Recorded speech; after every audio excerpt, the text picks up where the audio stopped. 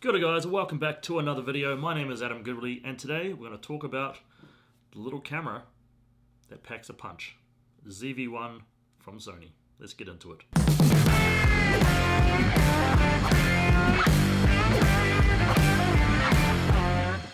So starting out, when you first get this little camera, you're going to find out how small and light this camera is. It is weighing at 294 grams, so it's less than a kg. And it is half the size of my hand. I'm going to say one thing, if I keep looking over here, I'm going to apologize now. I just brought the Sony A7S3 and I keep looking over here because I'm not used to the screen being there instead of looking here. So I apologize right now. Now, this is not mine. I am not sponsored by Sony. It is actually just a friend of mine. He brought this camera for filming and I want to play with it and test it out myself. Just going to review this if it's an all-round camera for anyone that wants to take photos with it, really.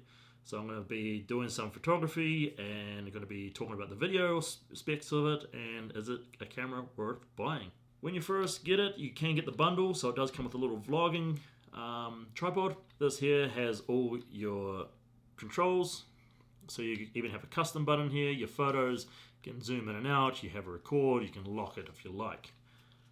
Now, normally when you get a camera, you can screw it on and blah blah, but this here, it's got its own little dial. It just goes on and it screws on.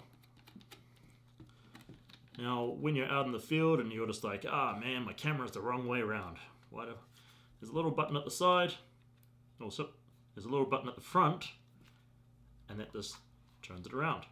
No worries, no harm done. And then at the side, you have another little button.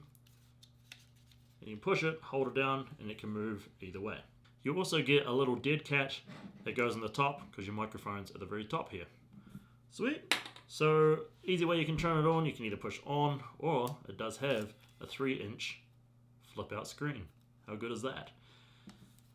Good on you, Sony, for doing that, just on some of the wrong cameras. So the last couple of weeks I've had a bit of fun with this camera.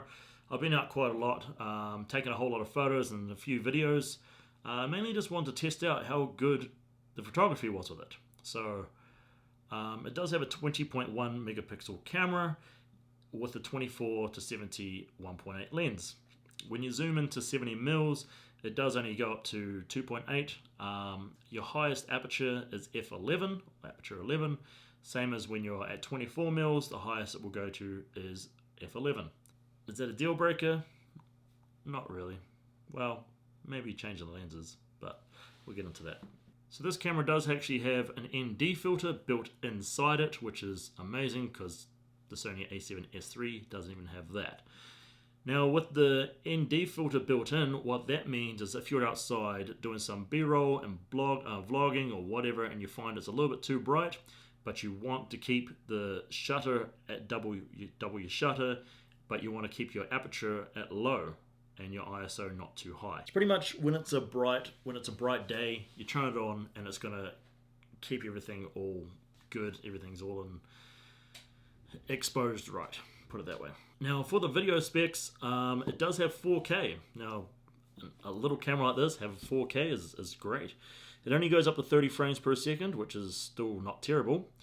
At 1080p, it does go to 120 frames per second, so you can get that slow motion B-roll, but at least it does 120 frames per second. So this little camera does have stabilization in it, which is amazing. It doesn't have stabilization at 120 frames per second. Question to yourself, you can slow it all the way down to, what, 25%? Do you need to have stabilization in the camera for 120 frames per second? Ask yourself. I think you do. Sony, we need it. We need all the stabilization we can get.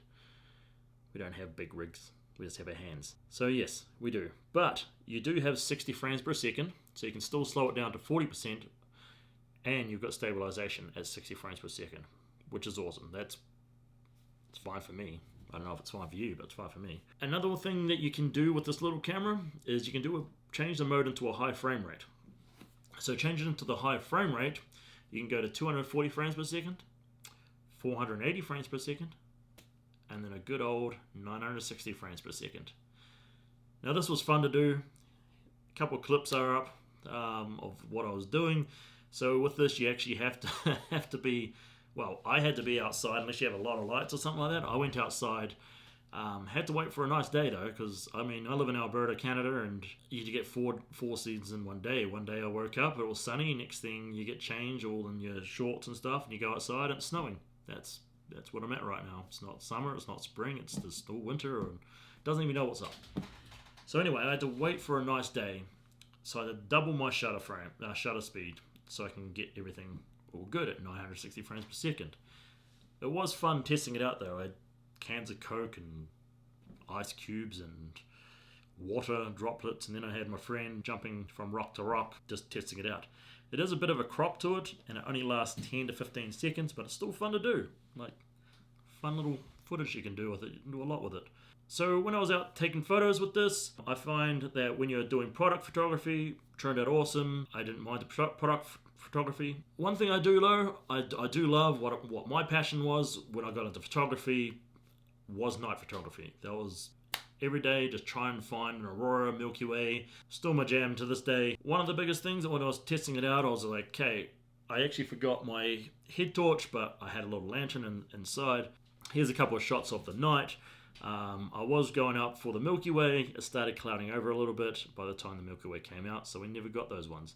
But we did still take some with the stars and a little lantern on a dock, which turned out alright. A little bit more noisier than what I normally like, but still, you can still take night photography photos with it. I took some photos during the day, so I went to this one spot and no one was around, and out of nowhere this kayak came past. I'm like, oh, where the hell did you come from? It's like a little secret lake, part of the lake that not many people know about, and you come with a kayak.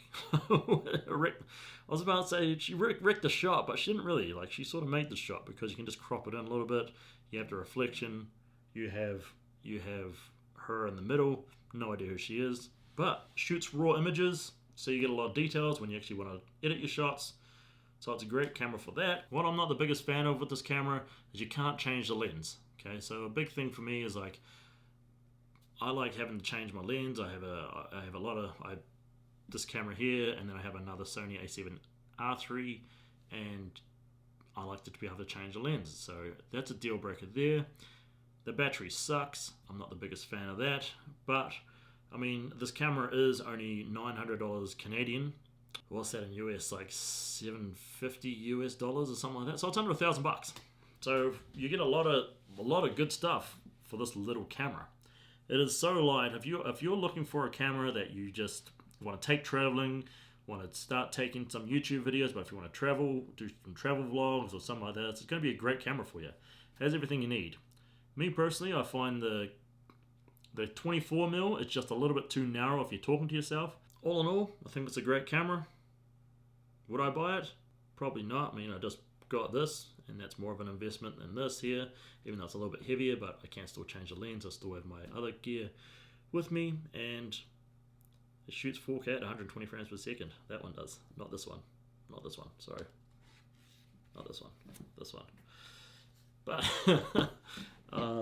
anyway, I hope this has helped you. Maybe I helped you out deciding something today. Maybe I didn't. Maybe you just already clicked out of it and not listened to me. But whatever, it is what it is. But thank you for watching. Make sure you hit that like, hit that subscribe, and I'll see you guys in the next video. Peace.